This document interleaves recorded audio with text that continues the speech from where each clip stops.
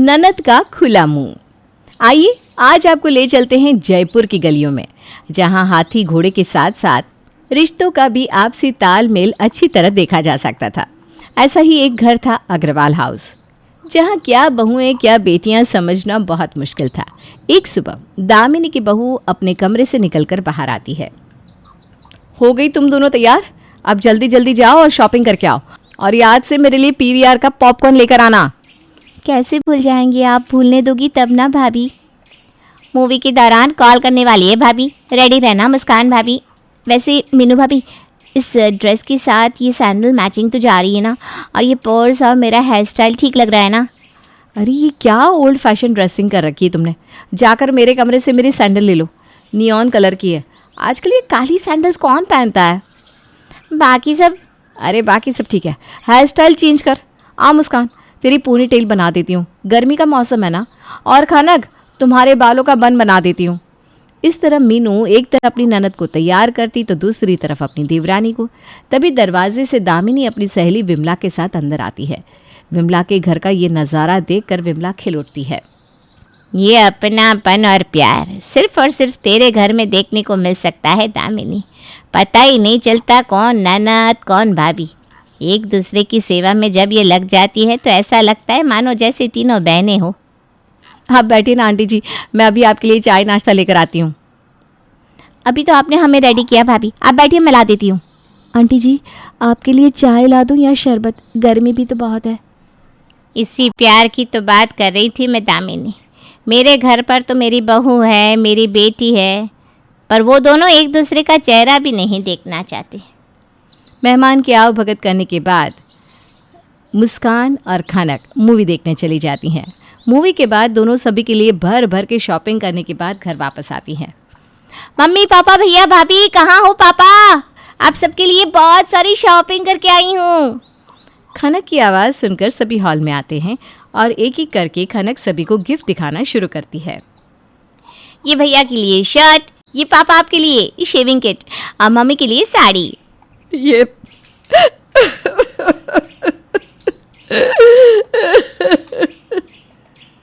क्या हो गया मम्मी, तुम रो क्यों रही हो? ज्यादा महंगी चीजें ला दी क्या इन दोनों ने? तू भी ना उसके लिए नहीं रो रही हो। कितने दिन की है इस घर में मेरी खनक। कुछ दिन में मेरी लाडो अपने घर की हो जाएगी। मुझे नहीं करनी शादी वादी। क्यों भेजना है मुझे पराया घर? सिर्फ भेजने के नाम से तुम रो रही हो, और जब मैं चली जाऊंगी तब? जाना तो पड़ता ही है ना खनक, हम भी तो किसी के घर से तुम्हारे घर आए थे। हाँ बेटा, शादी तो करनी पड़ती है। मेरी खनक तो खनकेगी, चाहे इस घर में हो या उस घर में। आप ना जी जल्दी से लड़के देखना शुरू कीजिए। अब तो पढ़ाई भी ख़त्म हो गई है खनक की। और खनक के पापा और भाई उसके लिए लड़के देखना शुरू कर देते हैं। पर अगर शादी की बात घर पर चल रही हो तो बाकी सब कैसे शांत रहने वाले थे। अगली सुबह विमला जी अपने भतीजे का रिश्ता लेकर दामिनी के घर पहुंच जाती है। ये देख दामिनी, ये मेरा भतीजा है, विदेश में है, महीने के 2 लाख कमाता है, पूरे 2 लाख। राज करेगी तेरी खनक वहाँ। ऐसा भी नहीं कि खुद विदेश चला जाएगा और खनक को सास ससुर के पास छोड़ देगा, साथ ही लेकर जाएगा। इसकी गारंटी कौन लेता है आंटी जी? ये बात ना लड़के वाले ही करते हैं। पहले तो कहते हैं मैं ले जाऊंगा, और फिर बात आती है कि उनकी पहले से ही कोई गर्लफ्रेंड मौजूद है, और फिर शादी होकर भी रिश्ता ना के बराबर रह जाता है। और हमने अपनी खनक को ऐसे संस्कार नहीं दिए कि गलत हम सफ़र मिल गया तो वो डाइवोर्स ले लेगी। हमने तो एक बार शादी कर ली सो कर ली। इस परिवार के संस्कार देखकर ही तो बिना सोचे मैं सीधा यहाँ आ गई रिश्ता लेकर मीनू, वरना मेरे भतीजे को क्या कमी है लड़कियों की। खनक तो फिलहाल अपने भाइयों के साथ दुकान गई हुई है। एक काम करिए, बायोडाटा और लड़के की तस्वीर यहाँ छोड़ दे, मैं खनक को दिखा दूँगी। दोपहर को खनक अपने भाइयों के साथ दुकान से वापस आती है। सभी खाने के टेबल पर बैठे थे, तभी मुस्कान कहती है, याद है खनक, मेरी क्लास में एक लड़का था सौरव, क्या तगड़ी नौकरी लगी है उसकी। क्या बताऊँ मम्मी जी, पिछले 7-8 सालों से लड़का प्रिपरेशन कर रहा था और फाइनली अफसर बन गया। मैं सोच रही थी एक बार खनक की बात उससे चलाएं क्या। अगर ऑफिसर से शादी हो रही है तो फिर पायलट बुरा नहीं है। मेरी दूर की आंटी का बेटा है पायलट, वो कैसा रहेगा खनक के लिए? अरे पर क्यों करनी है शादी? यहाँ दीपिका पादुकोण, आलिया भट्ट, अनुष्का शर्मा सब कर रही है ना शादी, फिर तुम्हें क्यों नहीं करनी? अरे क्योंकि मुझे ये सब पसंद नहीं है। मेरी सुना को ये ड्रेस पसंद है तो मैं ये पहनूंगी। शादी में वो इस कलर की शेरवानी पहन रहा है तो मैं भी वैसी पहनूंगी। अरे कितना ड्रामा करती है लड़कियाँ। मुझे ना ये सारे ड्रामे पसंद नहीं है। अरे तुझे कौन कह रहा है ड्रामा करने को? सिंपल सी शादी करना तू, ये नखरे मत करना और क्या। और जिसकी नज़र में जो लड़का है सबकी तस्वीर खनक को दिखा दो, और परिवार कैसा है कि नहीं वो हम देख लेंगे। बाकी पापा ने प्रवीण अंकल के बेटे से भी बात चलाई है, रोहन नाम है उसका। रोहन? कई बार अंकल ने खनक को हमारी दुकान पर देखा है, तो जैसे उन्हें पता चला कि हम खनक की शादी के बारे में सोच रहे हैं तो उन्होंने सीधा हमारे घर आने की बात कर दी। नेक्स्ट संडे वो हमारे घर पर आ रहे हैं। एक बार खनक मिल ले तो अच्छा ही है। और अगले संडे रोहन के परिवार वाले खनक को देखने आते हैं। हम तो खनक को पहले ही देख चुके हैं। देखना तो बच्चों को एक दूसरे को है। बच्चे अगर आपस में बात कर ले तो ज़्यादा अच्छा होगा। सही कहा अंकल जी, क्लैरिटी रहती है। हमारा क्या है, परिवार वाले तो बच्चों की खुशी में ही खुश होते हैं। कुछ देर बाद रोहन से बात करने के बाद जैसे ही खनक लौट कर आती है, उसके तो बात करने का तरीका ही बदल जाता है। कभी ना शर्माने वाली खनक किसी के सामने नज़रें भी उठाने से पहले 100 बार सोच रही थी। मुझे खनक पसंद है। और खनक तुम्हें? अब मैं क्या बोलूँ, इन्होंने बोला तो जो इनको ठीक लगे। और शर्माती हुई खनक कमरे में चली जाती है। अब आपकी बेटी आपकी नहीं रही, हमारी हो गई है दामिनी जी। वहीं के वहीं रोहन और खनक की सगाई हो जाती है। अगले दिन सुबह सुबह मुस्कान अपनी ननद के कमरे में चाय लेकर जाती है। पूरी रात बात चली है जीजा जी से, हैं? बताओ तो क्या बात हुई? अरे बताती हूँ, पहले आप ना ये चाय ले जाओ भाभी। चाय is not good for health, मैं तो ग्रीन टी ही पीऊँगी। अरे खनक, एक दिन में क्या हो गया तुझे? तू तो दूसरों की ग्रीन टी छुड़वा दे इस चाय के चक्कर में, और आज तू खुद चाय नहीं पीना चाह रही। वो क्या है ना भाभी, रोहन को ना ये चाय वाय पसंद नहीं है। उसे हेल्दी लाइफस्टाइल में रहना सही लगता है, इसलिए मैंने सोचा कि मैं भी चाय छोड़ दूँ। अरे एक कप चाय में कुछ नहीं होता, पी ले पी ले। नहीं भाभी, अगर उनको पता चला तो बुरा लगेगा ना। और इसी तरह छोटे मोटे बदलाव अभी से ही खनक में दिखाई देने लगे थे। हमेशा जीन्स या वन पीस पहनने वाली खनक आजकल सूट पहनने लगी थी। अभी शादी हुई नहीं तुम्हारी खनक, और अभी से तुम सूट पहनने लगोगी तो ज़रूर लोग हमें ननद और तुम्हें भाभी समझ लेंगे। समझने लगे क्या? समझ ही लिया था। कल मेरी एक फ्रेंड ने मुझे जीन्स में देखा और खनक को सूट में, तो खनक को मेरी भाभी समझ बैठी। अब घर में 1 महीने बाद हो तो शॉपिंग की तैयारी होनी तो लाजमी थी। सभी खनक के लिए लहंगे की शॉपिंग के लिए निकल रहे थे कि खनक दरवाजे पर ही रुक जाती है। अरे चलो भी, क्यों रुक गई? 100 काम पड़े हैं। पर मम्मी, रोहन ने कहा था 12 बजे का टाइम डालकर निकलना। अभी 12 बजने वाले हैं, इसलिए 5 मिनट रुकी हुई हूँ। कोई कह रहा था ना कि शादी के बाद लड़कियों की सोच बदल जाती है। तेरी तो शादी भी नहीं हुई अभी, और अभी से रोहन रोहन रोहन की माला जप रही है। तू यहीं बैठ, हम जाकर तेरे लिए लहंगा ले आते हैं। चलो मीनू। और इसी तरह सब कुछ चलता रहता है। और 1 महीने बाद खनक की शादी हो जाती है। सीमा अपनी बहू का गृह प्रवेश करवाती है। आज से ये घर तेरा हुआ बेटा। अपने ससुराल में पहली रसोई के लिए खनक किचन में जाती है, जहाँ जाकर सीमा कहती है, हर घर में खाना बनाने का तरीका अलग होता है बेटा। हमारे घर में लोग चटपटा खाना पसंद नहीं करते, सबको खाने में ज़रा मीठापन पसंद है। तू बनाती जा, मैं तुझे बता दूँगी। जैसे जैसे सीमा बताती जाती है, खनक वैसे वैसे खाना बनाकर क्रॉकरीज में डाइनिंग टेबल पर लगा देती है। और क्रॉकरीज देखते ही रोहन कहता है, बच्चे तुम भूल गए ना, हमारे घर में कोई क्रॉकरीज में नहीं खाता। ये हमारे देश की संस्कृति थोड़ी ना है। हम तो स्टील के बर्तन में ही खाना खाते हैं। स्टील के बर्तन? मैं याद रखूँगी रोहन। और इसी तरह पता भी नहीं चलता कब खनक के ससुराल में 15 दिन निकल जाते हैं। और फिर एक रात सीमा कहती है, कल तो बहू को उसके मायके ले जाना रोहन। पर क्यों मम्मी जी?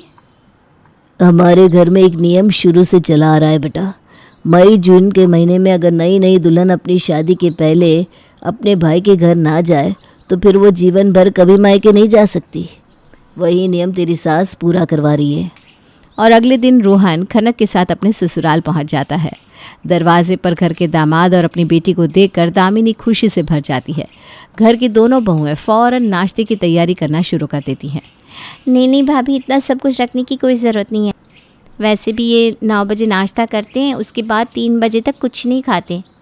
अरे पर तू तो खा सकती है ना बेटा। मेरे ससुराल की खाने की टाइमिंग बिल्कुल अलग है मम्मी, तो अब मुझे भी ना वहीं की आदत हो गई है। आप ये सब ले जाइए। खनक को छोड़कर रोहन वापस चला जाता है और शादी के बाद जो खनक आई थी वो खनक ही नहीं थी। शादी के बाद घर लौटी अपनी ननद कम फ्रेंड के पास उसकी दोनों भाभियां जाकर उससे उसके ससुराल के एक्सपीरियंस के बारे में पूछती हैं। अरे कैसे तेरे ससुराल में, मन तो लगता है ना तेरा वहाँ? वही तो भाभी, ससुराल की बात मायके में और मायके की ससुराल में, यही सब करने से घर टूटते हैं। रोहन को ना इधर का उधर करना बिल्कुल पसंद नहीं है, इसलिए क्या बताऊँ मैं। वैसे शायद आपने ये मेरा नया आईफोन नोटिस नहीं किया। हमारी फर्स्ट नाइट पर मुझे ये रोहन ने गिफ्ट किया था। वैसे तो कोई काम ही नहीं रहता ससुराल में, सारा का सारा काम मम्मी जी आगे बढ़कर खुद ही कर लेती हैं। मैं तो वहाँ बस आराम करती हूँ। सही बात है, यहाँ तो तुझे बहुत काम करना पड़ता था और वहाँ आराम करती है, इसीलिए तो पतली होकर लौटी है। छोड़िए ना वो सब भाभी, मैं ज़रा अपने कमरे में जाकर फ्रेश हो जाती हूँ। खनक अपने कमरे में जाती है और बाहर आकर अपनी भाभी से कहती है, कमरे का रंग कितना अजीब कर रखा है भाभी आपने। पिंक कलर दीवारों पर। पिंक कलर कौन करता है भाभी? वैसे तो फैशन का नॉलेज सबसे ज़्यादा आपको है, पर घर पर कलर हुआ तो दीवारों पर ब्लू या फिर रेड भी तो करवाया जा सकता था। वहाँ मेरे और रोहन के कमरे में तो हर दीवार अलग अलग कलर की है। कलर के लिए डिज़ाइनर से कंसल्ट किया था रोहन ने। लगता है तू भूल गई खनक, जब तेरी शादी हुई थी उस वक्त इस कमरे में गुलाबी रंग तूने ही करवाया था जिद करके, पर अब तुझे ये खुद ही बेकार लग रहा है, आउटडेटेड देहाती लग रहा है, क्योंकि शायद रोहन को रेड और ब्लू पसंद है ना? जो भी हो, चलो आज मैं सबको खाना बनाकर खिलाती हूँ। आज भाभी और मम्मी की किचन से छुट्टी। खनक किचन में जाती है और बहुत सारी वैरायटी का खाना बनाकर सभी के लिए स्टील के बर्तनों में लेकर बाहर टेबल पर लगाती है। हमारे घर में स्टील के बर्तन में कौन खाना खाता है, और ये बर्तन हमारे घर में आए कहाँ से? रसोई के छज्जे पर रखे थे। अच्छी चीज़ें तो आप लोग छज्जे के ऊपर चढ़ा देते हैं। क्रॉकरीज के आइटम में खाने से शरीर में कोई फ़ायदा नहीं होता। पहले तो लोग सोना चांदी के बर्तन में खाते थे, अब हम सोने चांदी के बर्तन तो अफोर्ड नहीं कर सकते, तो स्टील के बर्तन में तो खाओ। स्टील के बर्तन में ही खनक सभी को खाना परोसती है। जैसे ही पहला निवाला करण अपने मुंह में लेता है, ओ खनक, तुमने गलती से दाल में नमक की तरह चीनी डाल दी है। गलती से नहीं भैया, जानबूझकर। पिछले कितने सालों से एक ही टेस्ट का खाना खा खाकर आपके टेस्ट बड्स बीमार नहीं पड़ गए क्या? अरे थोड़ी वैरायटी तो दो उन्हें।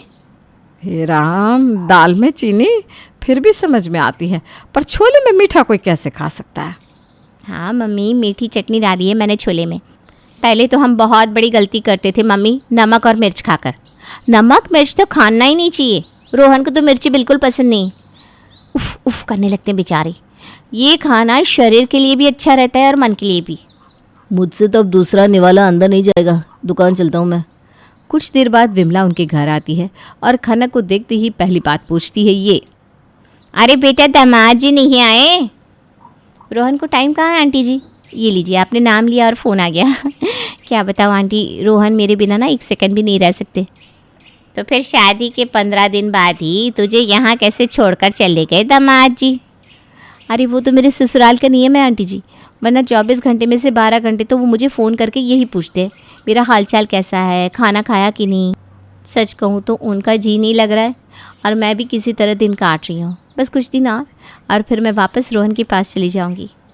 और रोहन से फ़ोन पर बात करती हुई खनक कमरे में चली जाती है। रात में सभी लेडीज़ एक साथ बैठी हुई थी, तभी मुस्कान कहती है, बड़े दिनों से हमने कोई शॉपिंग नहीं की, तो कल सारी लेडीज़ शॉपिंग पर चले। अगले दिन सभी मिलकर शॉपिंग पर चले जाते हैं, पर काहे की शॉपिंग? दुकान में पहुंचकर भी खनक सारे कपड़े वीडियो कॉल पर रोहन को ही दिखाती जाती है और दुकान का आधे से ज़्यादा माल खुलवा देती है। आज तो लगता नहीं कि शॉपिंग हो पाएगी, इससे अच्छा जीजा जी को ही बुला लेती खनक। ये वाली साड़ी कैसी लग रही है रोहन? भैया दूसरा पीस दिखा दीजिए, वो वाली। रोहन ये कैसी लग रही है? भाभी ज़रा इधर घूमिए तो। ये भाभी का गाउन कैसा लग रहा है रोहन? ठीक ठाक है। भाभी ये मत लो, Rohan is not liking this. और इसी चक्कर में सभी के सभी बिना कुछ लिए खाली हाथ वापस घर आ जाते हैं। इस दुकान में ना स्टॉक ही अच्छा नहीं था भाभी। इसी दुकान के कपड़े पहनकर बड़ी हुई है तू, भूल गई क्या? बढ़िया है, तेरे चक्कर में भूख प्यास में मुझे चक्कर आने लगे हैं। आज तो मैं खुद समदन जी को फ़ोन करके कहूँगी कि भाई आप कब अपनी बहू को बुलवा रही हैं। खनक के मायके वाले अब उसकी हरकतों से परेशान हो चुके थे। तभी रोहन का कॉल उसकी भाभी के फ़ोन पर आता है और वो कहता है, भाभी वो रस्म तो ख़त्म हो चुकी है, बट कल मुझे ना एक मंथ के लिए दुबई जाना है, तो उसके बाद मैं आऊँगा आपकी बेटी को लेने। क्या?